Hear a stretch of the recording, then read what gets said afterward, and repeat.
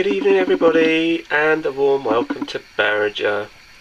And today I have a layout update for you, and the main theme is going to be general knowledge. It's bits and pieces of everything, a bit more work on the layout, a few new additions to show you, and so on and so forth. So before we go anywhere, I'll start going through some of the new additions that I've seen. So I'm just going to do a little bit of a rewind because one of them is directly beneath me, which is coming into shot now. And my latest acquisition is this beautiful grid. It's a class 56 and it's 56040 and it's called Oystermouth, and she's in her rail freight grey livery, no red stripe, just a plain grey, and I got her a few days ago. I've been after one for some time. She runs well, the lights work both directions, the fans work, and yeah, she's really lovely. I've always wanted to get a grid, but I always wanted to get a super detailed one, not one of the earlier sort of mainline cast-offs. So she's really pretty. She's right next to, actually, funnily enough, my other recent acquisition, which I did show you before, which is the class 108. And as we move further back, and I carry on doing the rewind, I'll show you a couple more of my new additions. And here they are. The one on the left is a Hillman Imp, and it is a Base Toys vehicle. Just show you what it's like. My cousin used to own one of these, so let me just turn her around so you can have a good goosey gander. I'm not sure about the colour. It's not really the colour I really like, to be honest, but there wasn't much in the way of a choice when it came to colour. But yeah, I do have some fond memories in this Imp. I remember breaking down in it, actually, funnily enough. So yeah, that's our first vehicle. Our second vehicle is this little Diddy Mini, which I love. The thing is with the minis that they sell, especially the Oxford diecasts, they tend to be themed.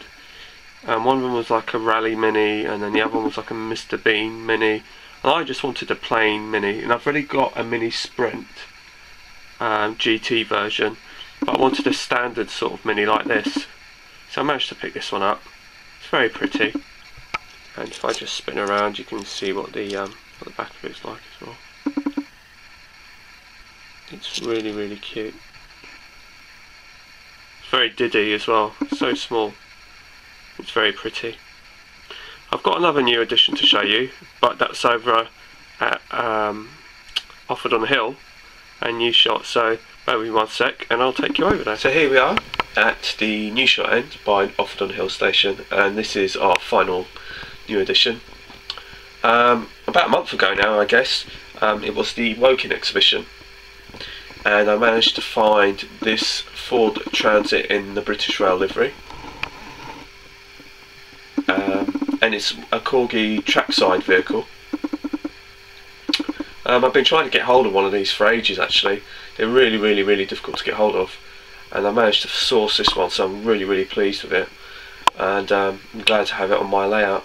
And behind that is the escort van, behind that is the signal box, and right in the far left hand corner we have the little Moggy in the British Rail. At the moment I haven't actually got anywhere to really put them, so they're all sort of parked up round the corner by the signal box. But yeah, these are, it's a nice little selection this. They also did a Morris Marina in this, and I wouldn't mind getting that as well, but I don't know where you can get hold of one of those. But I'll always look at my eyes peeled just in case.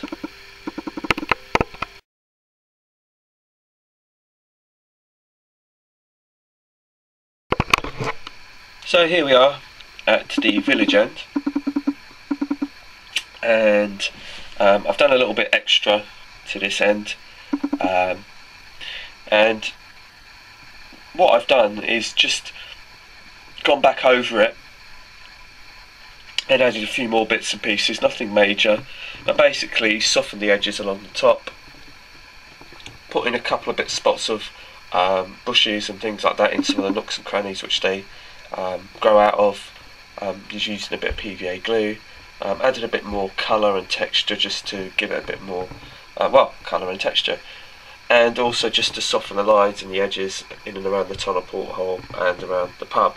And that is the extent of the work on here, because most of the work's been over at Moorwood Station.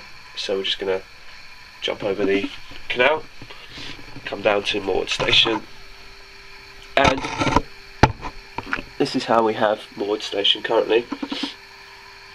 Forgive me, I have a bit of a cold, so that's why it's a bit, if I'm sounding a bit funny or ropey, it's because I've got a cold. Basically, if I just lift you up a bit so you can get a better view, you can now see that I've done the retaining wall. Actually, I've only just done that today, so I might need to go over it a little bit again just to polish it up a bit, which is what I did actually, fun enough, with the station building. You can also see that the canopy has been done. It's not finished. It still needs. It's got a coat of matte paint on the top. I'm going to give it another one. But I've also done the edging for the canopy. And another significant thing that I've done is I have done the footbridge also. I don't know if you can see that. And you can also see in the shot, actually, you've got the station building in the background, just to the left here, and then in the centre you've got the footbridge, and then to the right you've actually got the retaining wall.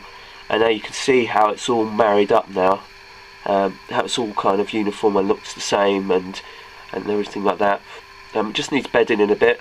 The canopy roof needs painting as well. I need to do the underside, which still hasn't been finished, and so I need to do the poles also. But overall, it's I'm happy with the way that the station's been progressing. It's been a bit slower than usual because I haven't been particularly well. I've just been suffering a bit bunged up and everything, so I haven't really had much in the way of inclination or energy to really do anything to the layout. But I've done a few bits today, and I thought I'd just show you what I've been doing.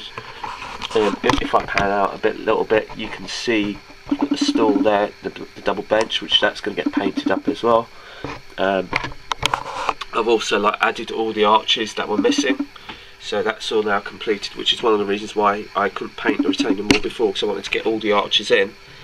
You can also see how the footbridge now just sort of beds in and marries up with the retaining wall. The footbridge then also marries up with the station building, which is yet to be filled on that corner, just to be tidied up. And that's pretty much the extent of it. And actually, if you look right down the ends there, you can see that there's actually a retaining wall. I mean, you can see there's a bit of a gap there, but that's where the light switches are. But you can see it's all coming together and it's all kind of becoming unified. What I'm going to be doing is also I'm going to be doing the same, tackling to the same on the platform edges, just to bring it in line with everything else. And like I said, all these marks and things that are on the retaining wall are all pretty much random. There's nothing really. It's been done in the same manner in which I showed you when I was doing the scratch building guide. So if you just follow those steps, if you are interested in doing it this way, then by all means that's the way to do it. And I like it like this. It gives it a real good weathered appearance, and the mortars and all the bricks really do show up. You can really see it. And then after this isn't like got any varnish or anything like that on it yet, because what you can do is, like I said, like I was actually saying before,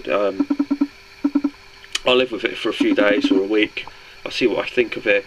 If I want to change it or alter it, I can sort of like try and buff it out a bit more, and that's pretty much what I did with the station building as well. It slowly, subtly changed from when you last saw it, because I did the same thing. I left it for a few days and then I toned it down. You can't really tell. It actually looks pretty much the same, but it's actually a bit better than what it was. It looks less pale. At the moment, if you sort of see it like that, some of the brickwork probably looks a bit too white. But I'm going to leave it like that for a few days, and I'm going to see whether or not I like it like that.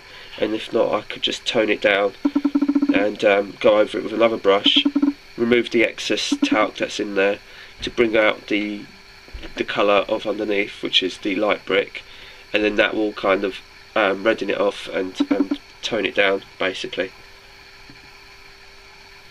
But I hope you like what you see. Any comments, please feel free to comment and subscribe as usual, and I'll speak to you soon, and I'll just leave you a shot of Moorwood from a distance. So take care and bye for now.